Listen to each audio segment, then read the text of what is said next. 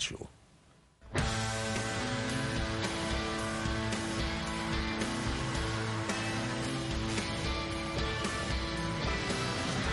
How would you describe your style?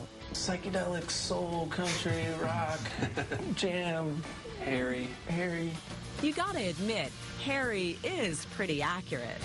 But whatever you call them, crowds and critics alike seem to love My Morning Jacket.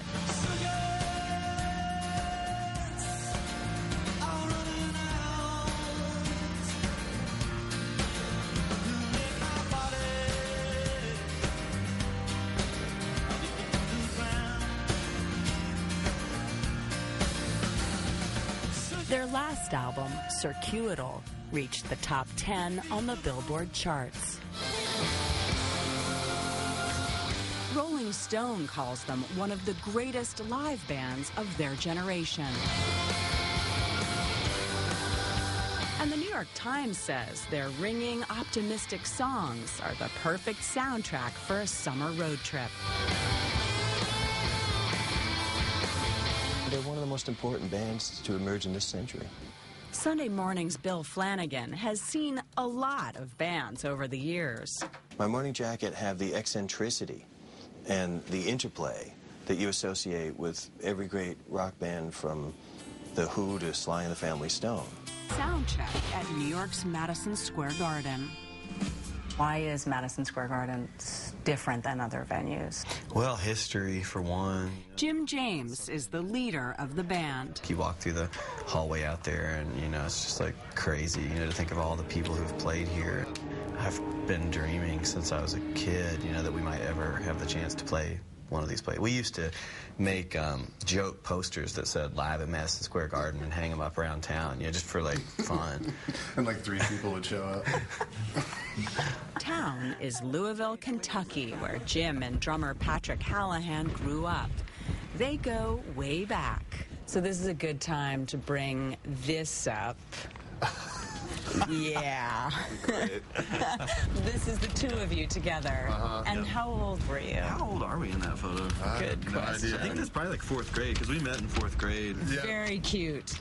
On a very windy spring day, I got a tour of the farm where it all began.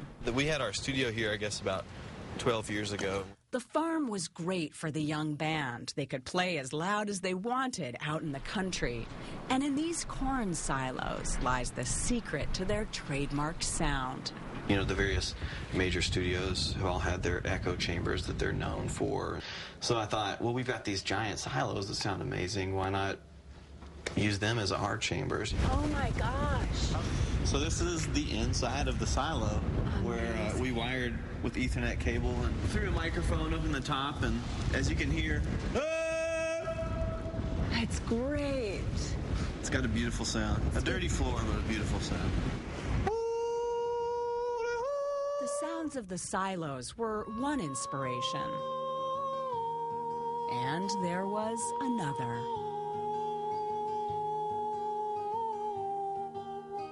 I guess I was thinking about Roy Orbison's voice. He must have been someone that knew. Roy Orbison. I went through a huge Roy Orbison phase. I love him so much. But Roy is only Jim's human inspiration. Are the Muppets an inspiration for you today? Yeah, I mean, I don't like sit around and watch the Muppet Show all day or anything, but I do. Are you sure? I feel like what they did, that's like what I aspire to do, like that level of art where it touches the kids, it touches the grown-ups. It's not easy being green, having to spend each day the color of the leaves. This song, called Wonderful, was written with Kermit in mind. I feel so wonderful, wonderful. Because I wanted it to be a kind of sweet thing that you could picture a Muppet sitting there and singing it. Oh, I feel so wonderful. Perhaps like Kermit, Jim is mostly self-taught, which is why he relies on conservatory-trained Carl Brommel for the details. So when you're envisioning something and you want you know, a piece to have a certain sound, what would you say to them, and how are they able to interpret that? I'll be like, I want it to be purple, and it's a horse falling off a cliff, and the horse is pulling a cart full of iron, and they'll talk to the strings. Like, I'll play E flat. Yeah, E flat. Music school is sort of a blessing and a curse. It's like, I loved it, and I value that forever. But, you know, the point of music is not like dissecting it and analyzing it into pieces and parts so much as finding the right note.